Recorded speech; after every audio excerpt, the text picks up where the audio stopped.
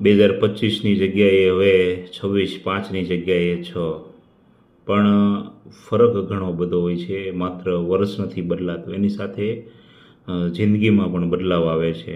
ઘણું બધું આપણે મેળવીએ છીએ, ઘણું બધું ગુમાવીએ છીએ. અજાણ્યા કહેવાતા હોય એવા મિત્રો જિંદગીમાં આવે છે અને પોતાના કહેવાતા હોય એવા ઘણા મિત્રો સાથે ફૂલ સ્ટોપ પણ મુકાઈ જાય છે. આ બધું સાયલન્ટ રીતે જિંદગીની પટકથામાં કંઈક લખાતું હશે. નવા કે જૂના દરેક સંબંધો, દરેક બાબતો હંમેશા આપણને જીવવાનું, સહન કરવાનું અને કંઈક છોડવાનું પણ શીખવતું હોય છે. નવી શરૂઆત હંમેશા હેપી અને ન્યૂ એની શોધમાં જ હોય છે.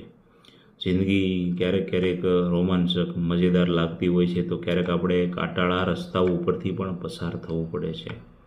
પણ એક બાબત ચોક્કસ સમજી લેવી કે સુખ અને દુઃખ બંને હશે તો જિંદગીના ઘડતરમાં આપણને ક્યાંય અડચણ નહીં આવે.